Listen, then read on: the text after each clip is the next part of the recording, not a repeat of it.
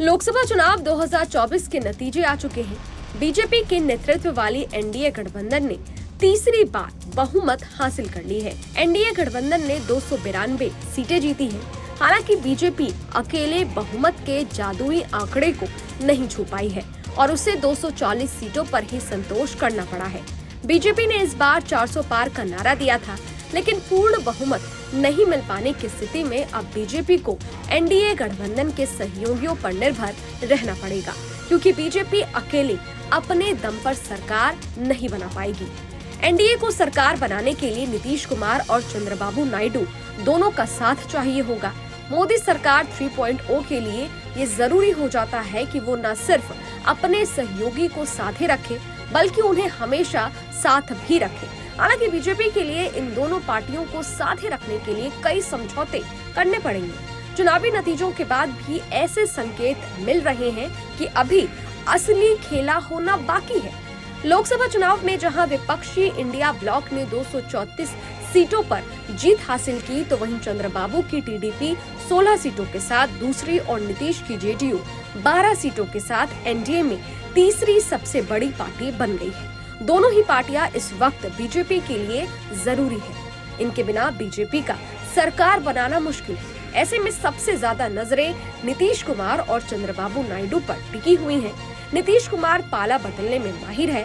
वो कई बार एनडीए से यूपीए और यूपीए से एनडीए का सफर तय कर चुके हैं। ऐसे में क्या पीएम नरेंद्र मोदी के नेतृत्व में बीजेपी सरकार बना पाएगी, या इंडिया गठबंधन कुछ बड़ा खेला करेगी और राहुल गांधी पीएम बनेंगे? इसे लेकर अभी भी सस्पेंस बरकरार है। कुल मिलाकर कहें तो रिजल्ट तो आ गए, मगर सरकार गठन को लेकर पिक्चर अभी भी क्लियर नहीं है। नई सरकार को लेकर अब सबकी निगाहें बिहार के सीएम नीतीश कुमार और टीडीपी प्रमुख चंद्रबाबू नायडू पर टिकी हुई है।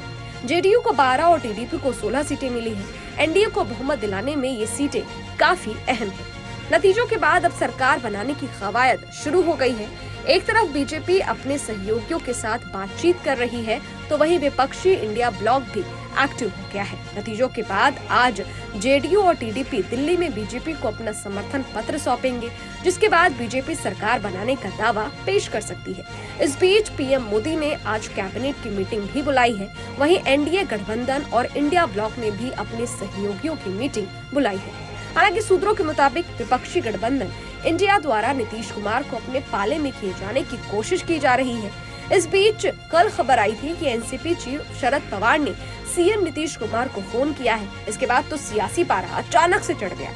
सियासी हलके में ये अफवाह तैरने लगी कि नीतीश कुमार फिर से पलटी मार सकते हैं। हालांकि नीतीश की पार्टी ने ऐसी सारी अफवाहों का खंडन कर दिया है, लेकिन आरजेडी सांसद मनोज झा ने तेजस्वी की उस बात को फिर से रिपीट कर दिया है, जिसमें उन्होंने कहा था कि 4 जून के बाद नीतीश फिर से खेल कर सकते हैं। वहीं नायडू ने कहा है कि आंध्र की जनता ने हमारे गठबंधन पर भरोसा करके हमें ये बड़ी जीत दी है। हम इंडिया के साथ हैं। अब देखना ये होगा कि क्या बीजेपी सरकार बना पाती है या फिर राहुल गांधी पीएम बनते हैं। आपको क्या लगता है? कमेंट बॉक्स में जरूर बताइएगा।